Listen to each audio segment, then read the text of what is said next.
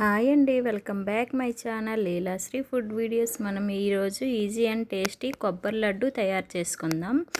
ఇప్పుడు కొబ్బరి లడ్డు కోసం ఒక కడాయి పెట్టుకొని కడాయిలో నెయ్యి వేసుకోవాలండి. ఒక స్పూన్ నెయ్యి వేసుకొని ఇది నెయ్యి వేడైన తర్వాత కొబ్బరి తురుము వేసుకోవాలి. నేను దీనికి కొబ్బరి లడ్డు కోసం ఒక కొబ్బరికాయ తీసుకొని ఇట్లా తురిమానండి. ఈ కొబ్బరి కూర మొత్తం ఒక 2-3 నిమిషాలు బాగా ఫ్రై అవ్వనివ్వాలండి. కొబ్బరి తురుము కోసం చిన్న చిన్నగా ముక్కలు కట్ చేసుకొని మిక్సీలో వేసుకొని కొంచెం చిన్నగా పల్సిస్తే ఇట్లా కొబ్బరి తురుములాగా అవుతుందండి.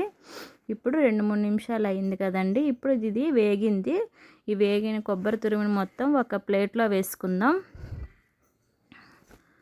ఇప్పుడు దీనిలోకి పాకం కోసం ఒక 1/2 కేజీ బెల్లం తీసుకోవాలండి. బెల్లం తీసుకున్నారు కదండి, కొంచెం వాటర్ వేసుకోవాలి.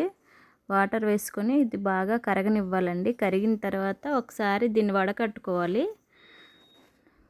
వడకట్టుకొని మళ్ళీ ఈ కడాయిలోనే వేసుకొని ఇట్లా పాకం వచ్చినంత వరకు కలపాలండి. ఇప్పుడు పాకం వచ్చిందో లేదో ఒక గిన్నెలో ఒక వాటర్ తీసుకొని వేసి చూద్దామండి. కొంచెం పాకాన్ని ఇట్లా తీసినాక ఇట్లా కొంచెం గట్టిగా ఉండాలండి. పాకము ఉంటే మనకి లడ్డు అనేది బాగా వస్తుందండి.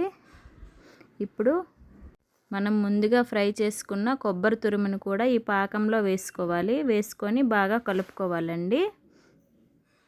మొత్తం ఈ కొబ్బరి తురుము మొత్తం ఈ పాకంలోకి కలవాలండి.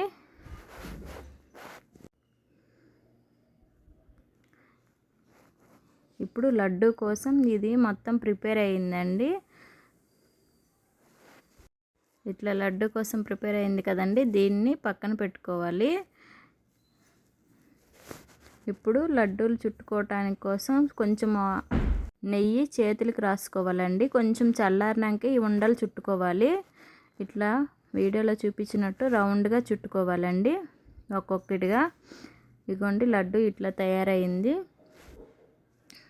తర్వాత ఇంకో లడ్డు కూడా చుట్టుకుందామండి.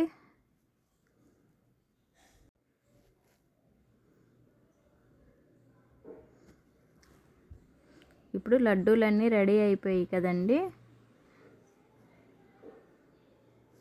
మీకు చేయి కాలితే కొంచెం కొంచెంగా నెయ్యి చేతులకు రాసుకొని ఇట్లా లడ్డూలు చుట్టుకోవాలండి. లడ్డూలన్నీ రెడీ అయిపోయాయి కదండి.